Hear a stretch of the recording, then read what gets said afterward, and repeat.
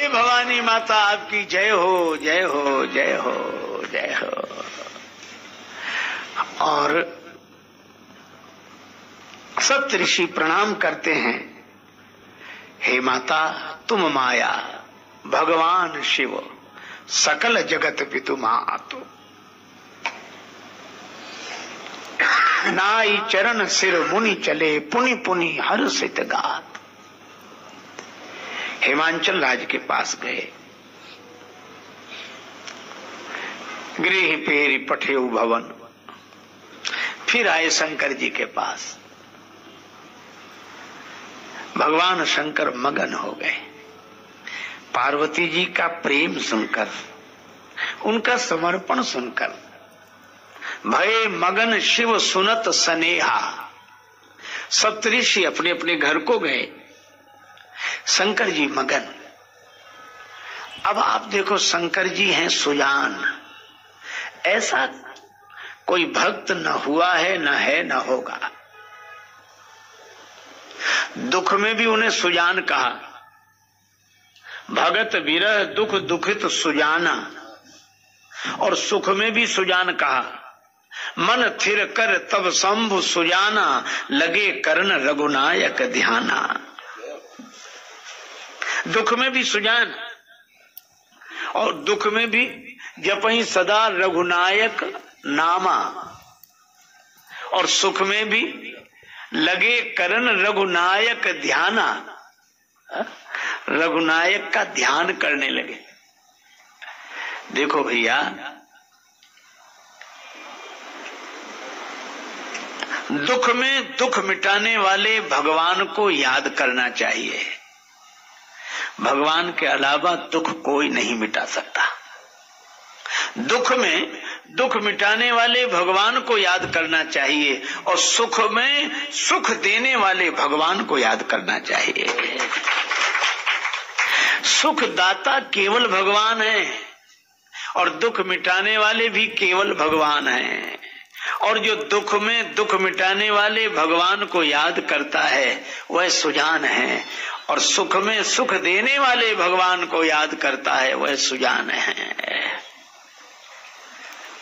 मन व्यथित हो तो भजन में लगाओ, मन चंचल हो रहा हो तो उसे स्थिर करके भगवान के ध्यान में लगाओ। शंकर मगन हो गए। भगवान शंकर ने भी परीक्षा ली, पर एक महात्मा कह रहे थे कि भगवान शंकर भी परीक्षा लेने गए। गुफा में रहती। हिमांचल राज ने 16 सखियां उनके साथ भेजी थी जो उनकी सुरक्षा में रहती, और पार्वती जी भजन करते, व्रत करते। भगवान शंकर ब्रह्मचारी के रूप में प्रकट हुए। सखियों ने देखा कि ब्रह्मचारी बाबा आए हैं, प्रणाम किया। महाराज कैसे? सुना है कोई देवी तपस्या कर रही है। हाँ महाराज कर रही है, हम उसका दर्शन करना चाहते हैं। दर्शन क्या करोगे महाराज, अस्थि मात्र हो रहे हो शरीरा, इसीलिए तो दर्शन करना है।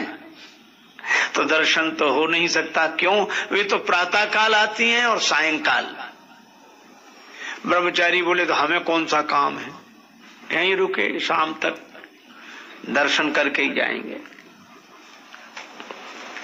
ठीक है। अब ब्रह्मचारी के रूप में शंकर जी को तो कुछ लीला करनी थी। थोड़ी देर में बोले इस सरोवर में बड़े सुंदर कमल के फूल खिल रहे हैं, अगर आज्ञा हो तो फूल तोड़ लें। हाँ, प्रवेश कर गए।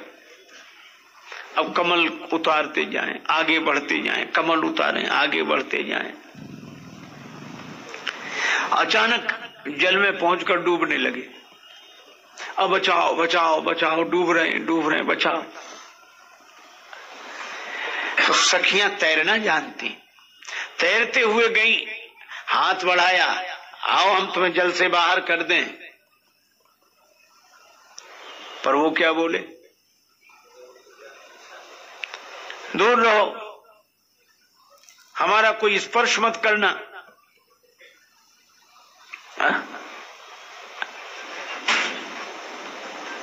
ब्रह्मचारी का स्पर्श नहीं, तो फिर आपके प्राण कैसे बचे? बोले मर जाना अच्छा है, नियम नहीं तोड़ूंगा। तो ब्रह्मचारी जी बचोगे कैसे? बोले जिस देवी ने तपस्या की हो, घर में न रही हो, वही मुझे पार करे। निश्चय लख ब्रह्मचारी का सखियां गई ही हार, श्री गिरिजा की गुफा पे देने लगी पुकार। और वे क्या बोली? बेगी चलो तजी साधन ध्यान, विलंब करो मत शैल कुमारी। बेगी चलो तजी साधन ध्यान, विलंब करो मत शैल कुमारी। लैन सरोज के पुष्प गयो सर में, एक बूढ़ रहो ब्रह्मचारी। लैन सरोज के पुष्प गयो सर में, एक बूढ़ रहो ब्रह्मचारी।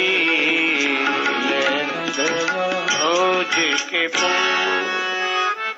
कमल उतारने सरोवर में गया, ब्रह्मचारी डूब रहा है।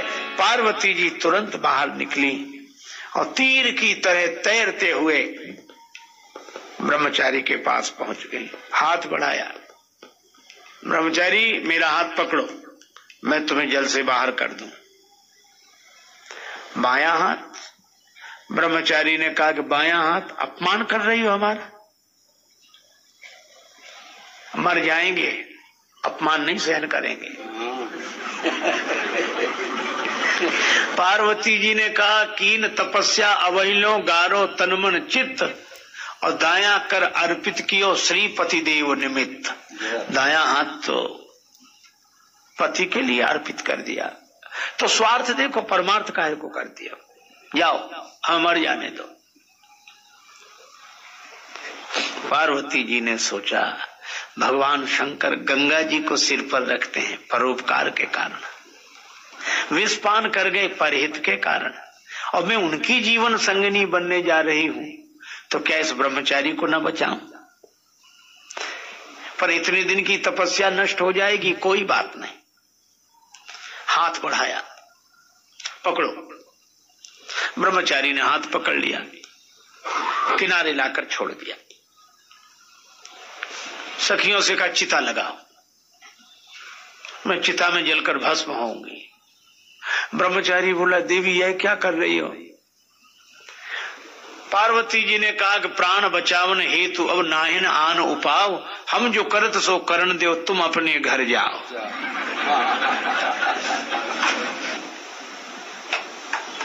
क्या करोगी?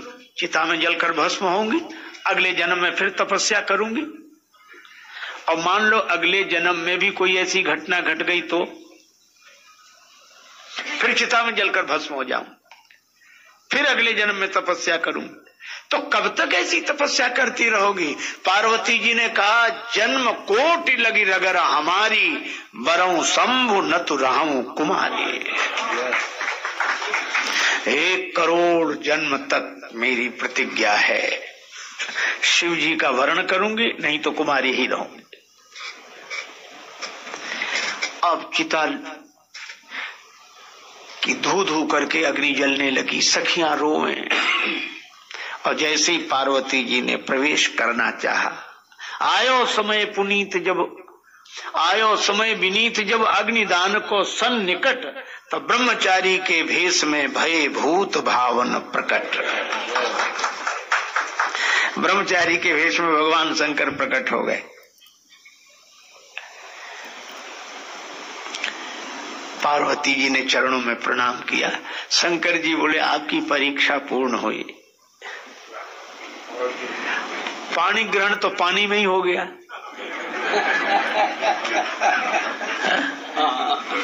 अब शेष जो व्यवहारिकता है वो बाद में होगी। आश्वासन भगवान शंकर ने दिया। पर श्री रामचरितमानस में कथा आती है कि भगवान शंकर ध्यानस्थ होकर बैठ गए।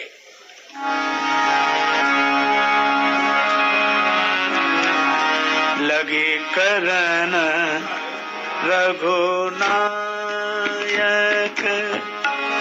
ध्यान करन रघुनायक, करन रघुनायक ध्याना, राम जी के ध्यान में बैठे हैं। अब बड़ी विचित्र स्थिति निर्मित हुई।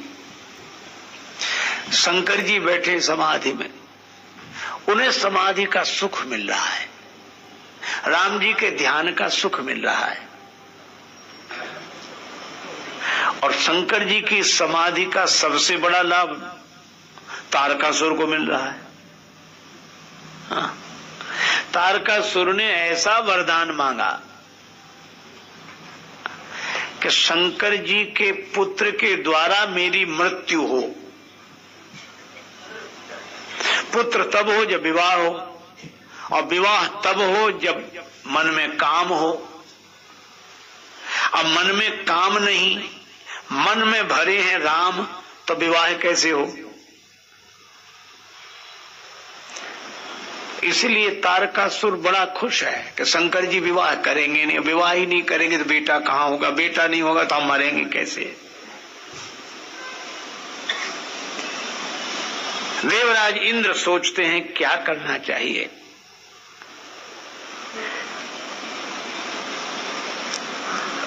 का शंकर जी की समाधि भंग करनी चाहिए।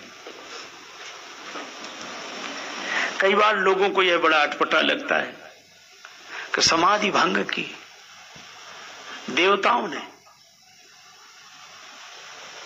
अच्छा, कोई गहरी नींद में सो रहा हो और आवश्यक काम आ जाए तो उसे जगाना पड़ेगा कि नहीं?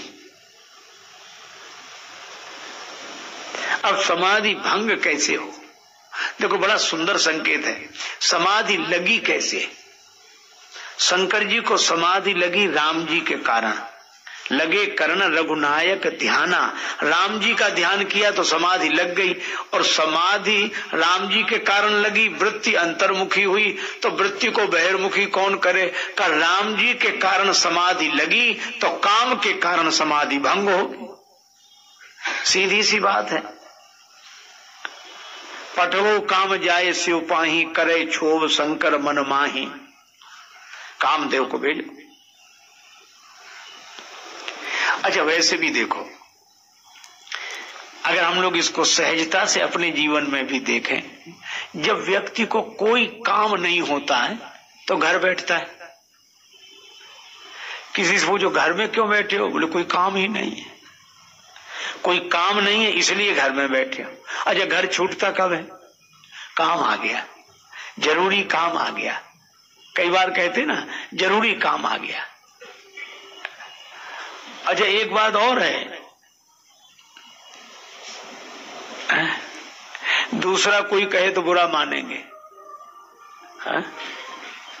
इनसे जब पूछो काम से जाना है, जरूरी काम है, और काम हमारे बिना हो ही नहीं सकता। सुबह तो जरूरी काम, दोपहर को तो जरूरी काम, शाम को तो जरूरी काम, रात को तो जरूरी काम, जरूरी काम। काम से जा रहे हैं। काम, दूसरा कोई कहे तो बुरा मानेंगे, तो खुद कह रहे हैं काम से जा रहे हैं, मतलब गए काम से। काम से जा रहे हैं, और ये काम से जाते जाते बड़े बड़े काम से ही चले गए। और ये कामनाएं हमें स्थिर कभी बैठने नहीं देती, और काम का स्थान अगर श्री राम ले लें तो फिर बहिर्मुखी वृत्ति होती नहीं है। पर आवश्यक काम आ जाए तो काम की भी उपयोगिता है। शंकर जी की समाधि भंग करने के लिए कामदेव को बुलाया कि वृत्ति बहिर्मुखी हो, क्योंकि अगर बाहर नहीं आए शंकर जी तो ये सारे संसार को नष्ट कर देगा तारकासुर। तब काम गया इंद्र के पास। देवराज इंद्र ने कहा कि मित्र आओ। कामदेव ने कहा कि मैं आ गया, लेकिन देवराज मैं हूं कामदेव, मुझे कोई काम दो।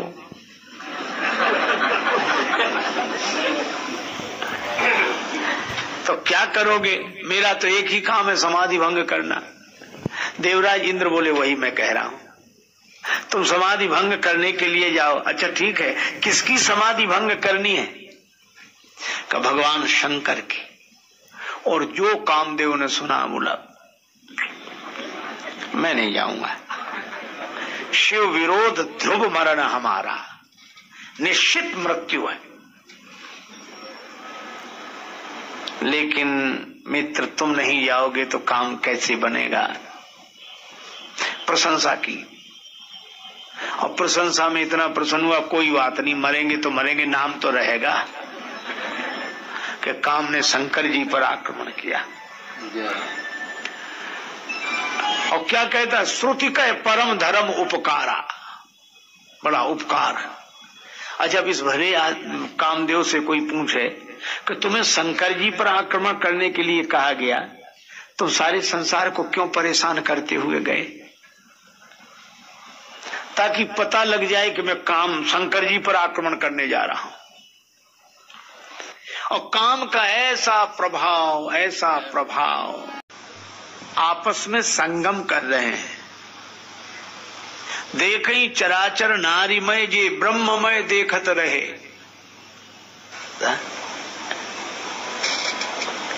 पर ये काम का अतिरेक है।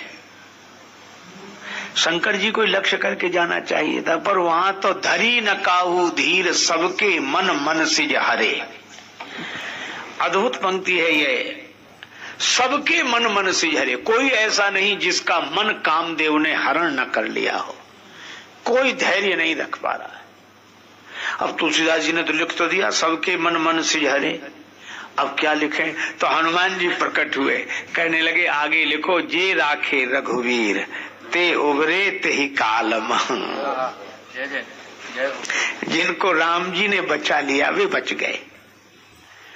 काम से तो श्री राम ही बचा सकते हैं, और सचमुच श्री राम जी जैसा महान कौन।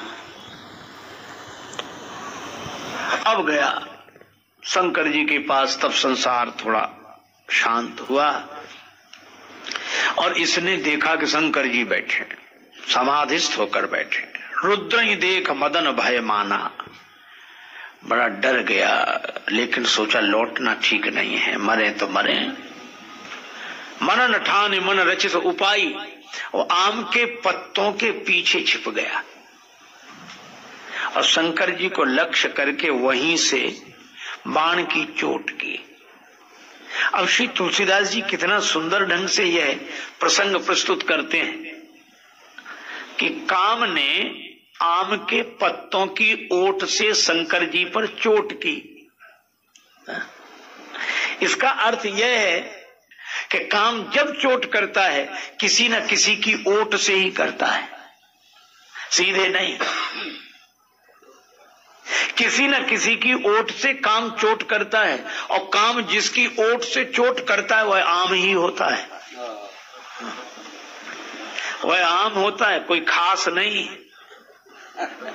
पर काम के कारण आम भी खास लगता है।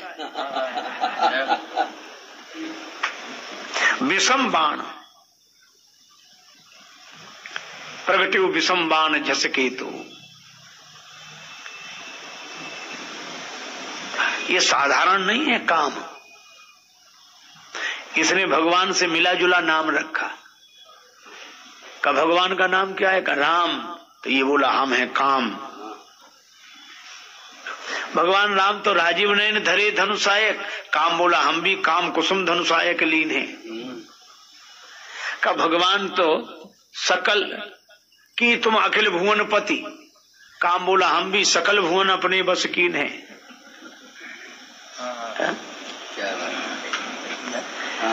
किसी ने कहा भगवान तो हरि व्यापक सर्वत्र समाना, हरि व्यापक सर्वत्र समाना, काम बोला हम भी हैं। शंकर जी हमारे लिए भी कह रहे हैं, बिनु बपु व्यापी सब ही पानी। बिना शरीर के व्यापेगा। कैसा मिला जुला नाम रखा। और राम जी जैसा कोई सुंदर नहीं तो काम कहता हमारी तरह कोई सुंदर नहीं। इसका आशय केवल इतना है कि ये परमात्मा के बाद वाली शक्ति है। अच्छा, एक बात आपने कभी सोची होगी, क्रोध को देव नहीं कहा कि क्रोध देव, कहा लोभ देव। अच्छा, नाम भी नहीं मिलेंगे आपको कि क्रोध प्रसाद,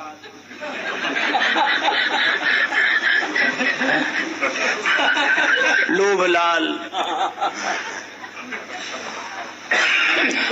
लेकिन काम के नाम मिल जाएंगे। मदन मोहन कहते, मनोज मोहन, मनोज मदन, ये काम। और काम को देव कहते हैं। देखो, एक सज्जन कह रहे थे कि हमारे लिए तो माता ही पिता भगवान हैं, हम भगवान को नहीं जानते। और ऐसा कहने वाले माता पिता को तो मानते हैं पर भगवान को नहीं मानते। लेकिन एक दूसरे दल वाले वो कहते भगवान ही हमारे माता पिता, हम नहीं जानते किसी को माता पिता। वे भगवान को ही मानते हैं, माता पिता परिवार को मानते ही नहीं, छोड़कर चले जाते हैं। और हमारे देश में उनकी बड़ी महिमा होती, संत होते हैं, माता पिता को हमें मतलब नहीं, भगवान ही माता पिता है। पर मैं आपसे बताऊं, आप विचार करो कि क्या ये दोनों बातें ठीक हैं? बिल्कुल ठीक नहीं है। इसलिए ठीक नहीं है क्योंकि हमारा जब जन्म होता है तो दो का जन्म होता है, लेकिन हम गलती से एक का जन्म मानते हैं। अच्छा, एक बात बताओ, शरीर का जन्म हुआ कि नहीं हुआ? अच्छा, शरीर में शरीर का जन्म हुआ और शरीर के भीतर जो बैठा है उसका भी जन्म हुआ कि नहीं? तो दो का जन्म हुआ। तो शरीर का जन्म हुआ माता पिता के मिलन से, तो शरीर को जन्म देने वाले हैं माता पिता, और शरीर के भीतर जो हमारा जन्म हुआ, हमको जन्म देने वाले हैं भगवान। तो हमें जगत के माता पिता को भी मानना चाहिए और भक्ति करके भगवान को भी मानना चाहिए। तात तुम्हारी मातु वैदेही, पिता राम सब भांति स्नेही। अब देखो, दो का जन्म हुआ। अब आप देखो कितना नजदीक है ये काम का। राम जी के कारण हमारा जन्म हुआ, कारण शरीर का जन्म हुआ।